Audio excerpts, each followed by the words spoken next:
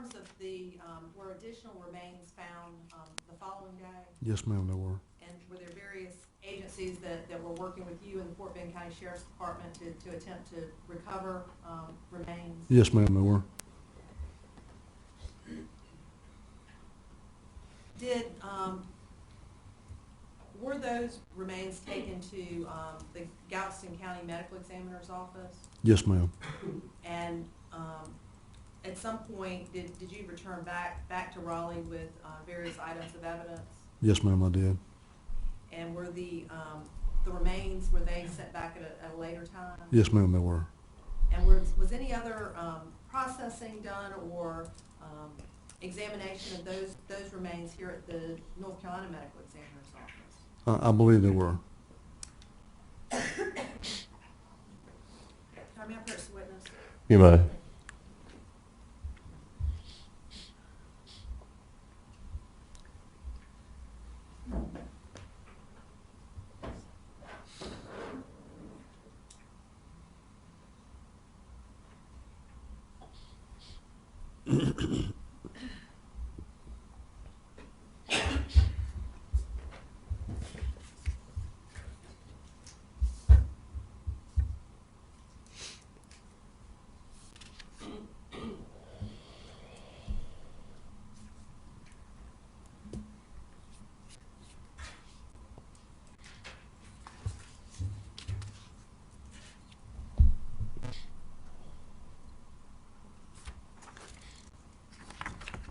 Gil, I'm showing you what has been marked for identification purposes as State's Exhibit A-233.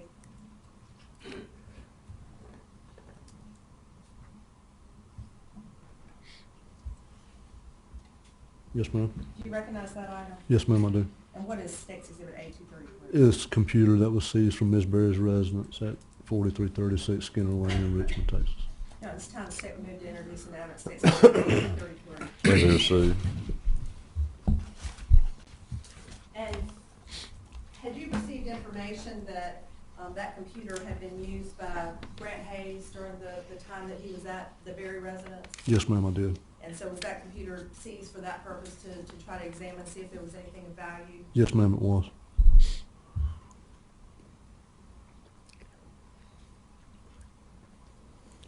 You indicated that you and Detective Latour returned back to Raleigh.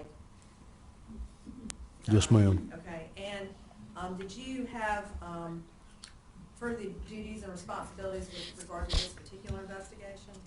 Once we arrived back, we took all the evidence that we brought back from Texas and packaged it here and submitted it to our evidence room here in Raleigh for storage.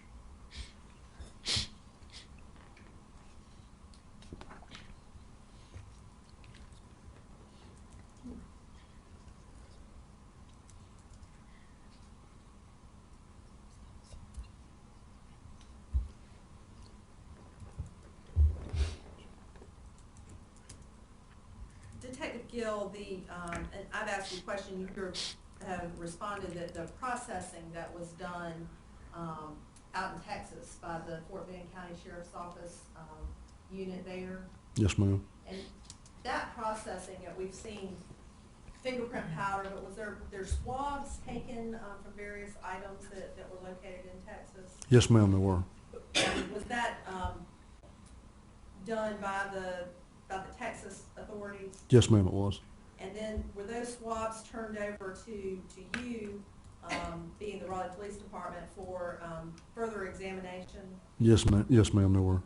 And so did that involve sending those swabs off to the SBI lab, State Crime Lab, to make examinations and do any further testing? Yes, ma'am. They were brought back by us to be analyzed here.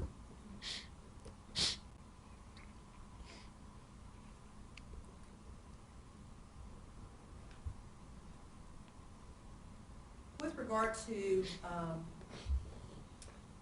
your involvement in this case after you got back to Raleigh, you indicated that you were responsible for packaging various items of evidence. Did you participate further into this investigation?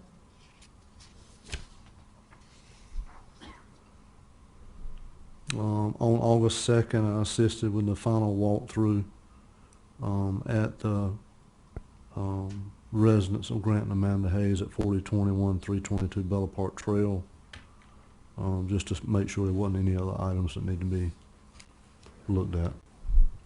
And at that point, Grant and Amanda Hayes had already been arrested for Laura Ackerson's murder, is that correct? That is correct. And Laura Ackerson, the remains that had been recovered in Texas were identified as being Laura Ackerson prior to you even leaving Texas, is that right? That is correct.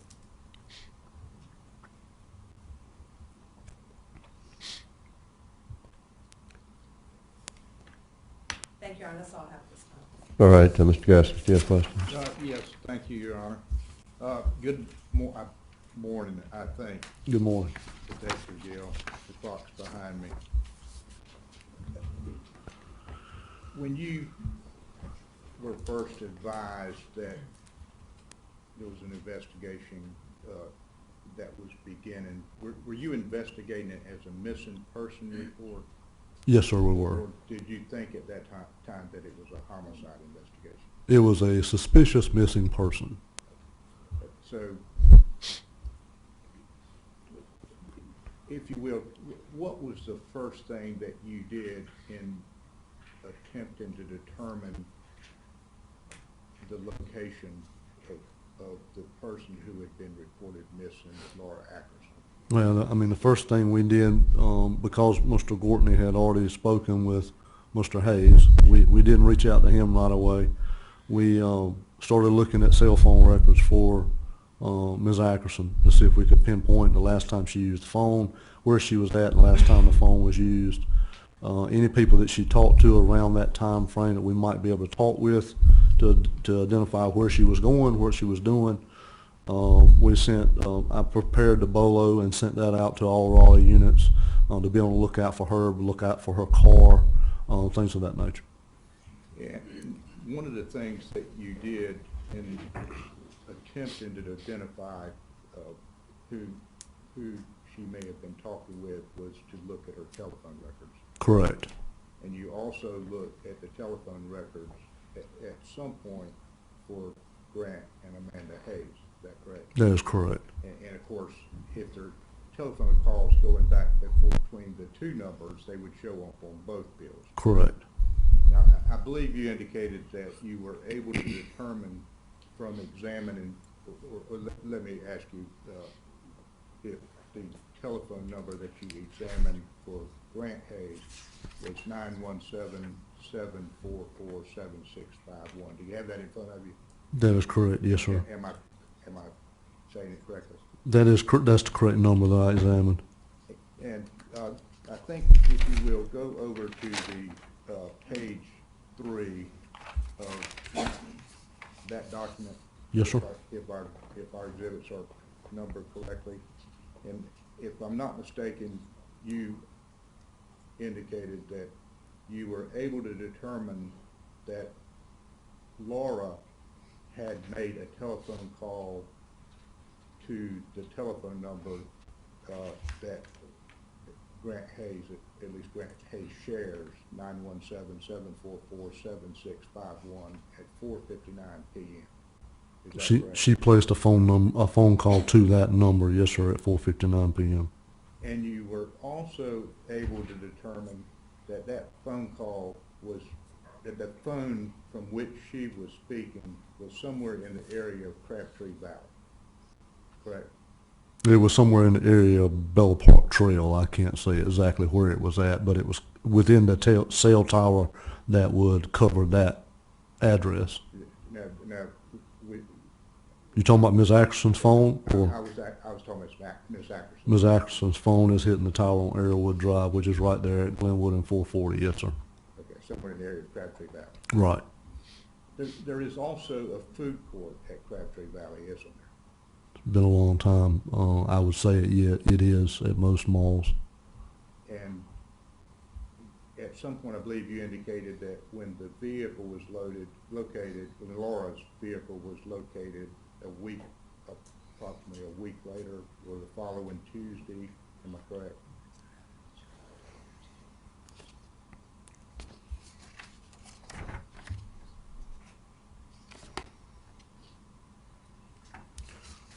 Her vehicle was located on the 19th at 22:54 hours. That's when I was notified it had been found. At the Cameron Crest apartment? Correct. And on the right front floorboard of that vehicle was a tray of food, wasn't it? I have no idea. I didn't assist in searching that vehicle or anything. I understand. So you don't also know that there was a styrofoam cup sitting in the cup holder next to the driver's steering wheel? No, sir, I do You don't not. know what was in it? I have no idea what was in it. Let me ask you this, if you know,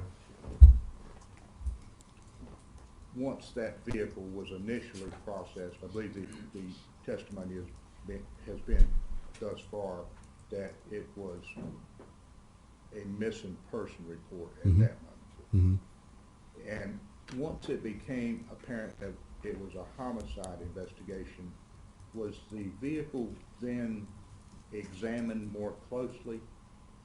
Or was it examined again?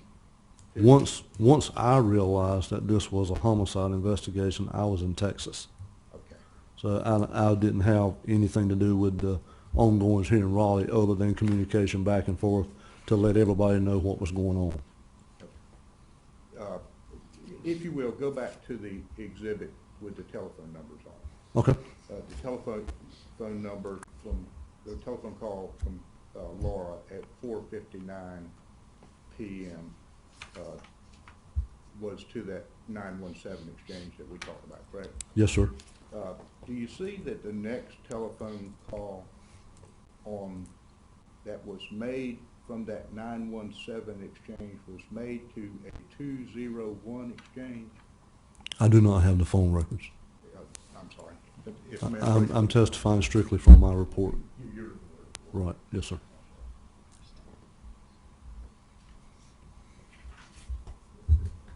This print's kind of small. I see you're wearing glasses, so hopefully you and I can read this together.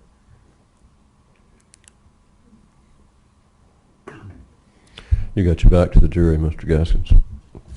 You have your back to the jury, okay? So,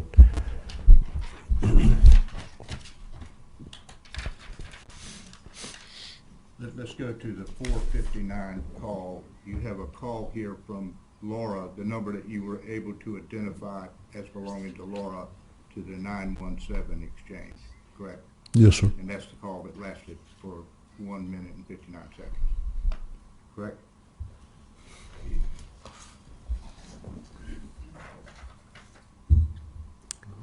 Yes, sir. That's correct. The very next call that is made from the 917 exchange is to a 201 area code, isn't it? Yes, sir. It is. Did you make any effort to determine who that 201 number belonged to during the initial phases of this investigation? No, sir. Now, if you will, and I'm sorry, we're kind of having to trade this back and forth so that we don't have to read upside down. Do you see on this record that at 6:37 p.m. that a telephone call was placed from the 971 exchange to Laura's phone number? Yes, sir. And again, do you see that at 6:59 p.m. that a telephone call was placed from? No, that's an inbound phone call. See, Yeah, you're on the wrong one. I'm on the wrong one. Okay. At 49. 6:49 p.m., a telephone call was placed from the 917 exchange to Laura's phone number. Yes, sir. I do. Now,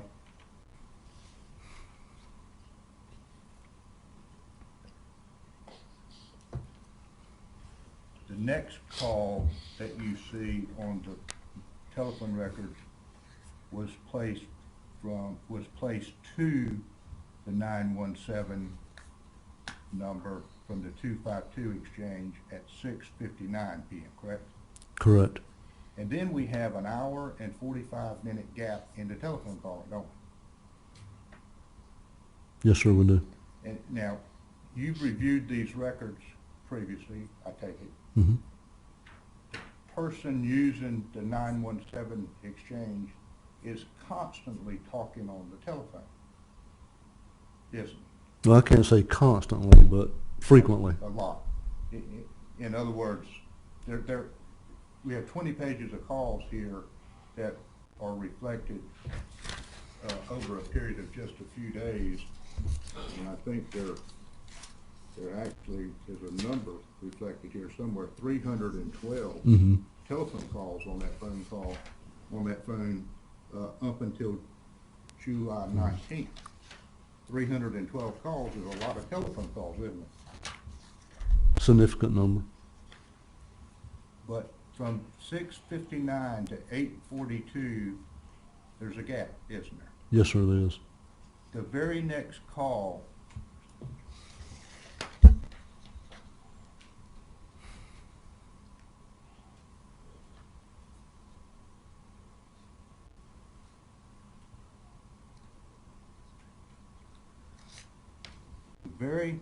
time that 917 telephone gets used is at 8:42 p.m., correct?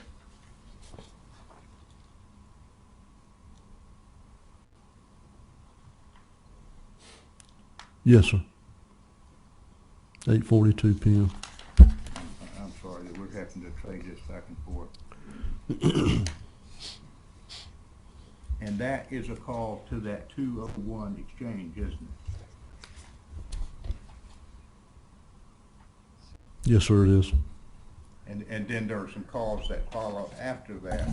But after a 1 hour and 45 minute lapse, the first call that this person in possession of this telephone makes is to a 201 exchange. That's correct. Based on those records, yes, sir.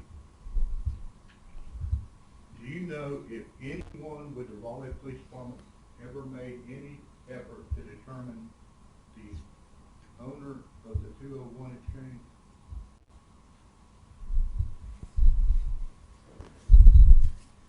Can I say for certain? No.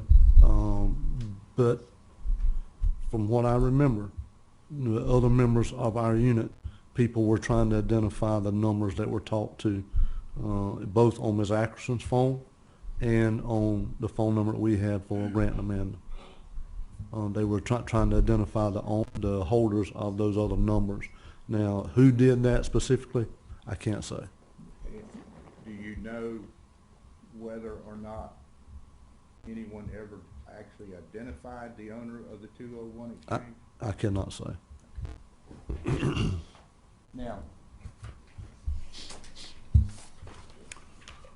after you had done your initial investigation here in Raleigh to try to determine where the telephone calls have been made, Mhm. is that when you went to Kinston?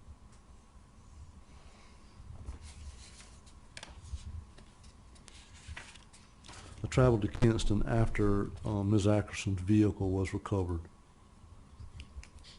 here. And when you went to Kinston, let me ask this. Do you, as a member of the Raleigh Police Department, have access to computer software that allows you to do research on a particular individual? Yes, sir. It's called a comprehensive investigative report, isn't it? Something like that. Something similar to that, yes, sir. And what it does, let's one of the things that you or someone else did was to plug Grant Hayes' name into the computer software that you use to determine everything that you can learn about him, where he's lived, where he's worked, things of that nature.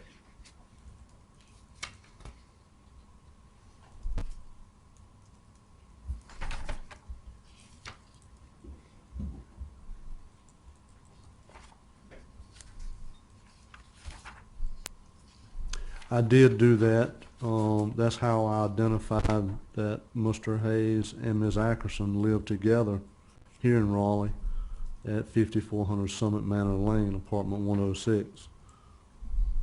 And That- that's just one item in a report that is, what, perhaps 40 pages long about this individual? I have no idea. They differ in length, depends on what information is gathered. You just don't remember how long his report was. Correct. Did you learn that in Kinston, that Grant Hayes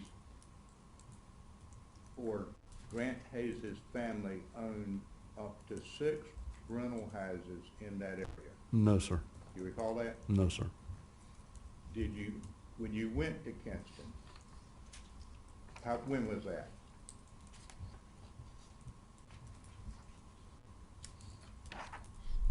It was on the 20th. I traveled to Kinston on the 20th at 3:48 a.m. Or shortly thereafter that. I take it that's when you went to Laura Ackerson's apartment? Yes, sir. I met with Detective Gortney and Agent Chapman at Kinston Police Department initially when I arrived in Kinston. Did you, I believe you indicated at some point you went by the address on Holman Street to talk to Grant Hayes' parents? No, I went to the Star Daycare located at 217 Washington Street and spoke with Miss Patsy Hayes Okay, and that was a daycare center that Miss Hayes ran? that she works at. Yes, sir, that's correct. Did you determine that her home address was 1505 Holman Street? I received the information that she provided as far as her current address being 1505 Holman Street, Kinston, North Carolina. Did you have any reason to go by an address at 510 Independence Street? No, sir, I didn't go by that address. Did you go by an address 207 East Washington Street? No, sir, I did not. 211 East Washington Street? No, sir, I did not. 403 Cox Street? No, sir, I did not. 307 Cox Street? No, sir, I did not.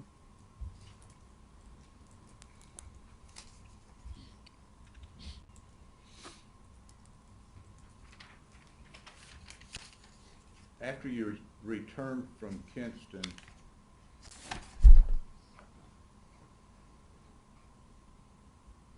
what was the next part of your investigation that you did in the Raleigh area?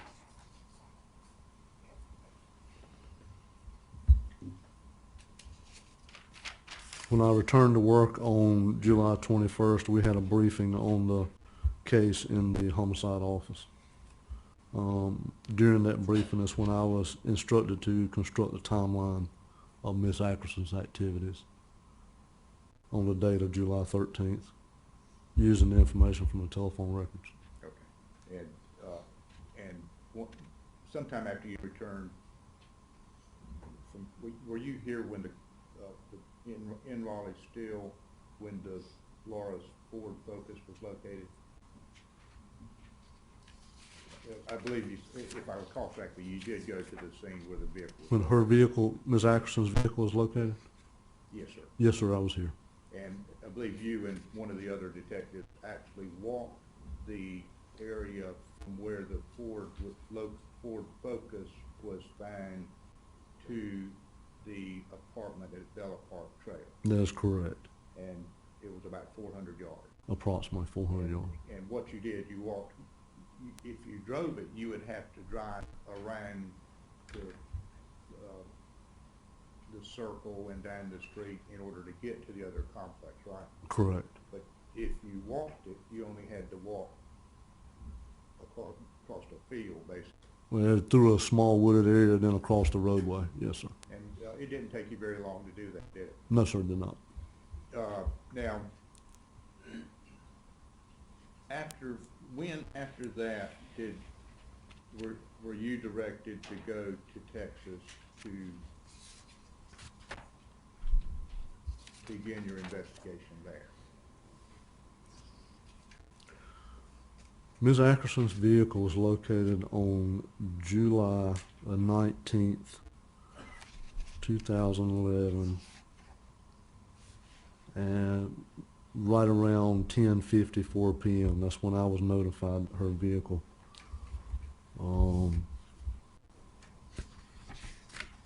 was found. On the 22nd of July, 2011, after the interview with Shay, with Amanda's daughter, that's when administrative plans began for myself and Detective Latour to travel to Texas.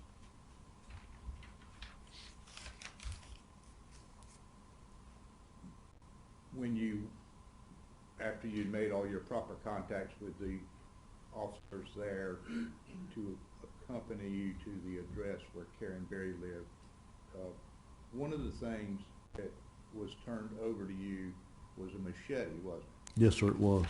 Could you get that piece of evidence back for us again, Would you like me to remove it from the package? if you will?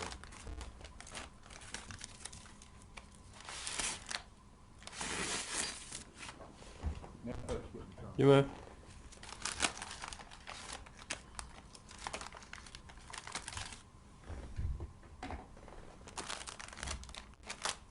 Of course, the handle was on it when it was found in Texas, wasn't it? Correct. And what you were able to determine was that this knife had been found in the driveway of Miss Berry's residence, correct? Ms. Berry found that and picked it up and moved it to the shed. And the reason she did that was because she didn't want her two sons to come into possession of this knife. Correct.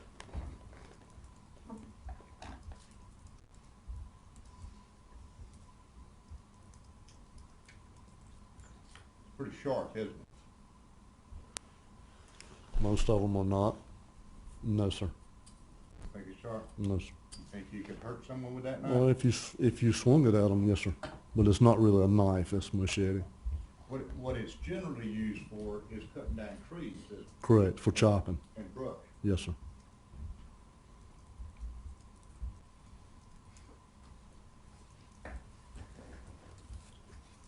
Now, I believe you also found this 120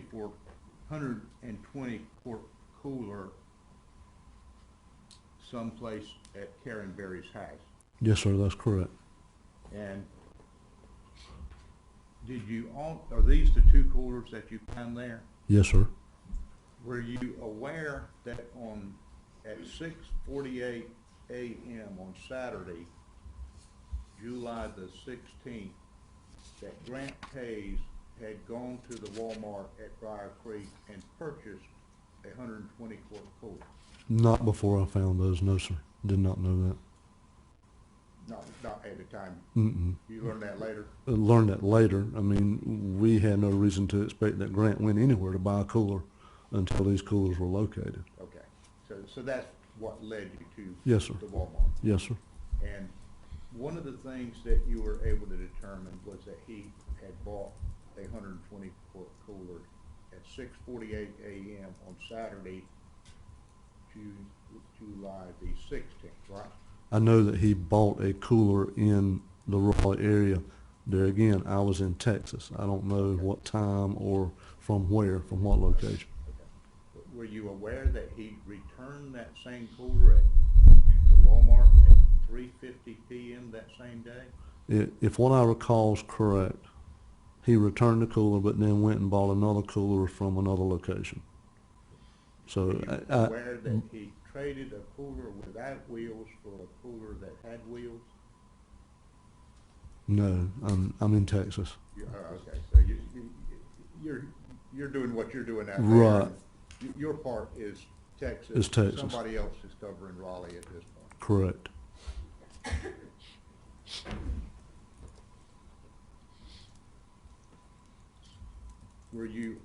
Did you also become aware at some point before you arrived here in court today that a dagger knife had been recovered from the Dodge Durango. Yes, sir. Now that is in fact a very dangerous weapon, isn't it? It's a knife. I haven't seen it, so other than that, you know, just being told what it is, I'll say it's a knife.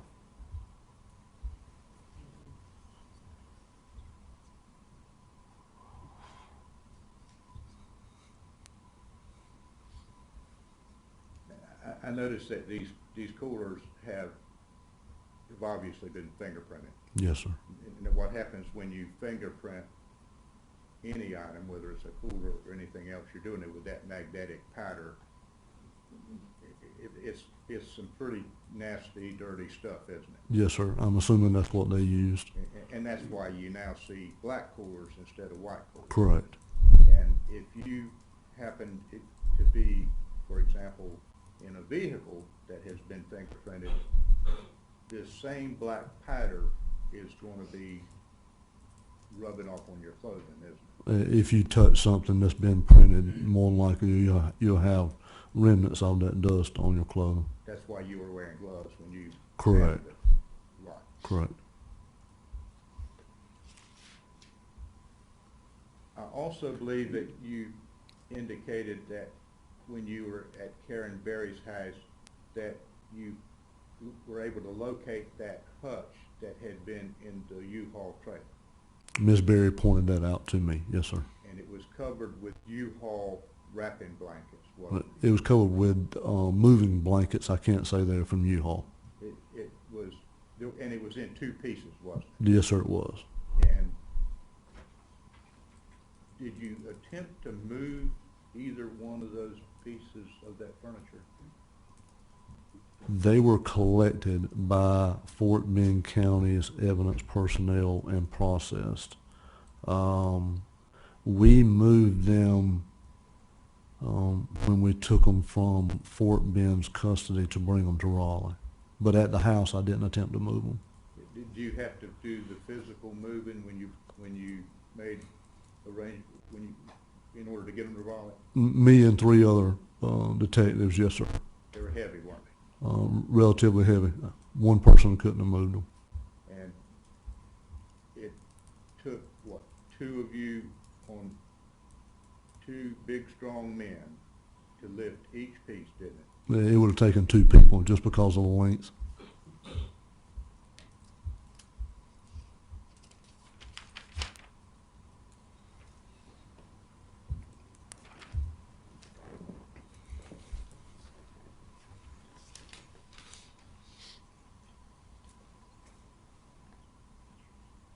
Never mind, Sean. Okay.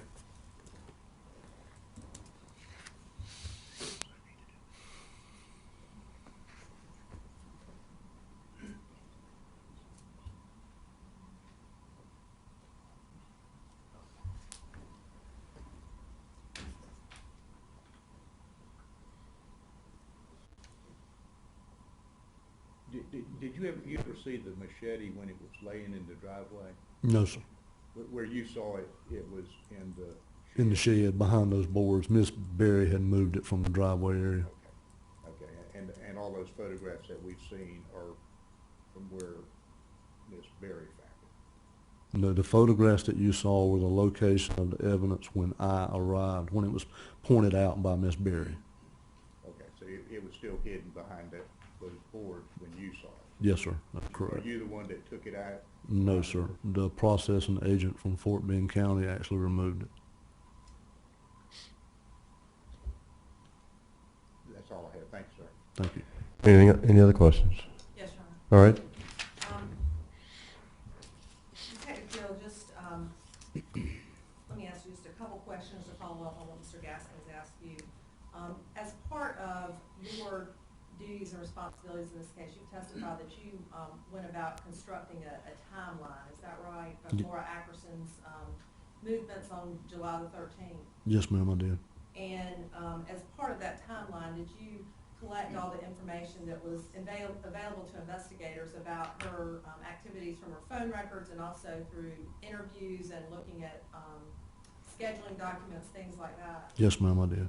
And were you aware that earlier in the day that Laura Ackerson had been calling on various restaurants located in the Wilson area as part of her business? Yes, ma'am, I recall that. And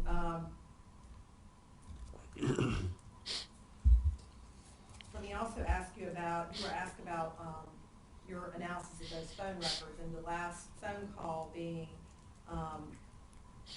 either placed or answered from Laura Ackerson's phone being at 4:59. That's correct. And you were, was that phone, to your knowledge, was that phone ever located in this case? Was it ever recovered? Not that I'm aware of. It wasn't, you didn't find it in Texas? Is that No, right? ma'am, we did not. You, as part of the investigation, had access to the video from her apartment, which shows her leaving at 8 o'clock or thereabouts in the morning of July 13th. That was retrieved from Kinston Police.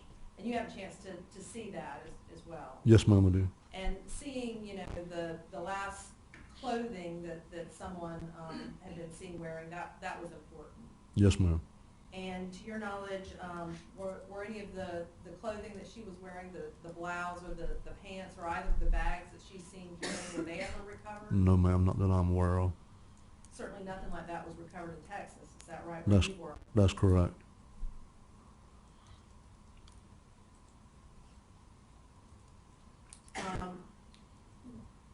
There was a testimony about a recorder that Laura Ackerson used to make recordings from phone calls. Did you ever recover that recorder in Texas? Or? No, ma'am, I did not.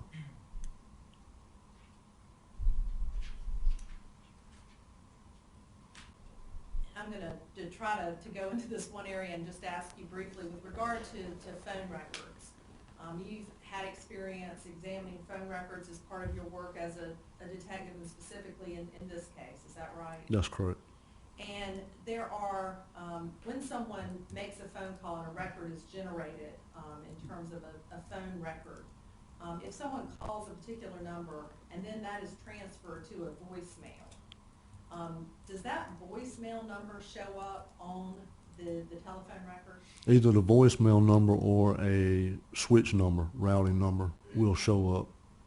And does the switch number, does that appear to be like a telephone number? I mean, in terms of having an area code and having 7 digits? It'll look identical to a telephone number.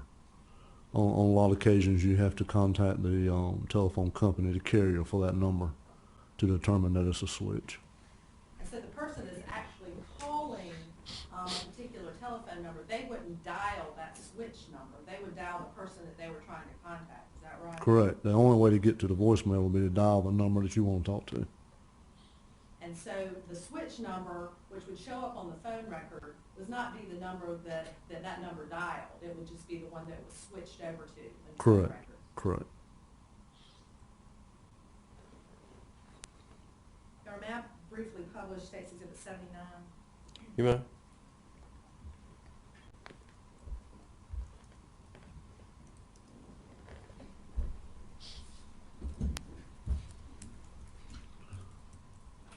Detective Gill, State's Exhibit number 79 is up on the screen. You have been asked by Mr. Gaskins about phone calls.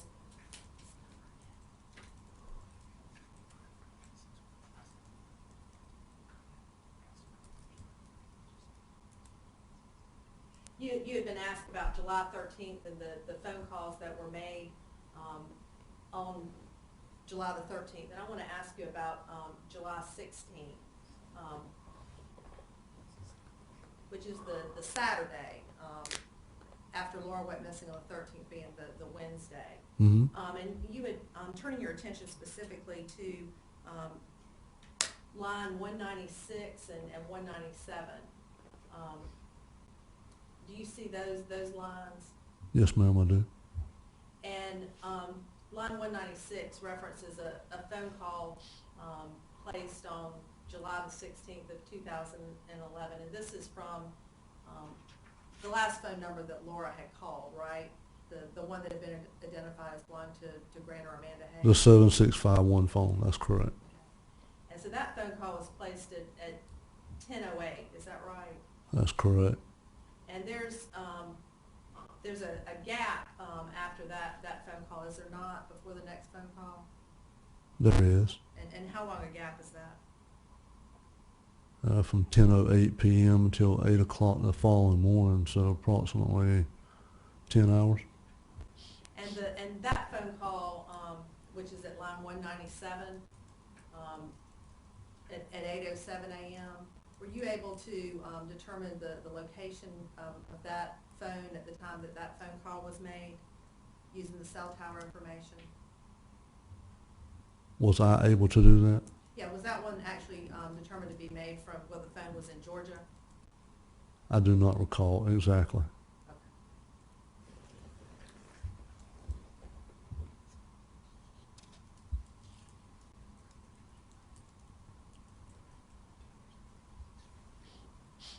Thank you, that's all I have with regard to that exhibit. You were asked about the coolers. These are the coolers that were recovered in Texas, is that right? That is These two correct. that we have in front of us. Yes, ma'am. You were aware that there were also 2 additional coolers that were recovered in Kinston, where Grant and Amanda Hayes were located after they returned from Texas. I was aware of 2 other coolers that were brought back based on information from Ms. Berry. And you were asked about, by Mr. Gaskins, about a knife that had been recovered from the Dodge Durango, Yes, ma'am. and you were aware that that was not recovered immediately, were you not? Correct. That in fact the Dodge Durango had been turned over to Mr. Gaskins and to his custody, and it was only after it was returned back that that knife was found. That's what I understand. Yes, ma'am.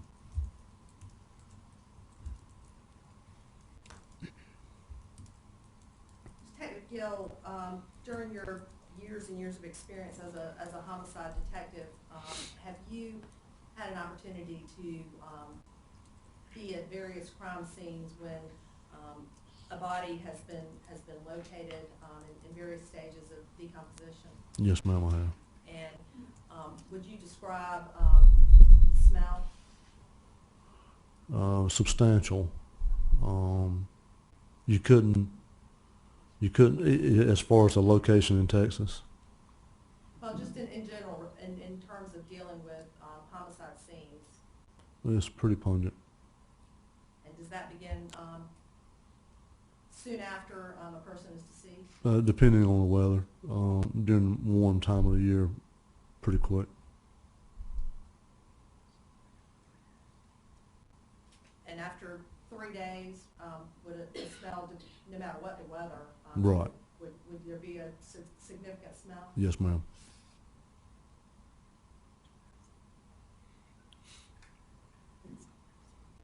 Thank you, that's all I have. Detective Gill, do you have any photographs of where the dagger knife was found in the Dodge Durango? I do not. No, sir. Do you know who found it? I have no idea. Do you know whether or not it had a serrated tip? I do not. Basically, all I know about the knife is what I heard on the news.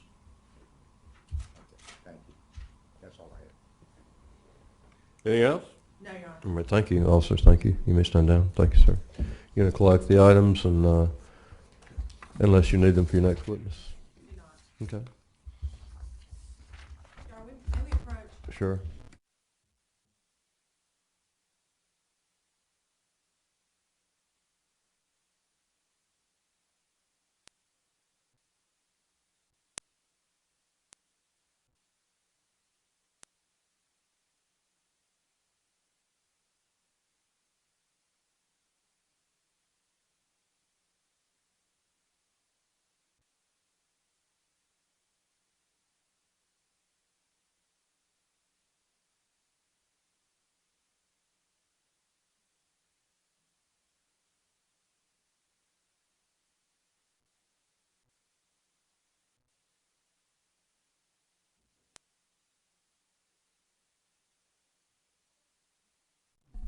Have a little brief conference of the bench.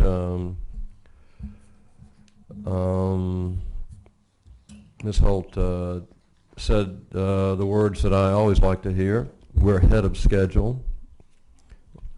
I thought we would be. Okay. I never think it's going to take nearly as long to try a case that the lawyers think it's going to take. Whenever you say, call your next witness, call your next witness, call your next witness, it goes a lot quicker. You can't do that during jury selection, but you can do that during a trial. Okay? So they would like to take a break right now and come back at 2 o'clock, lunch break.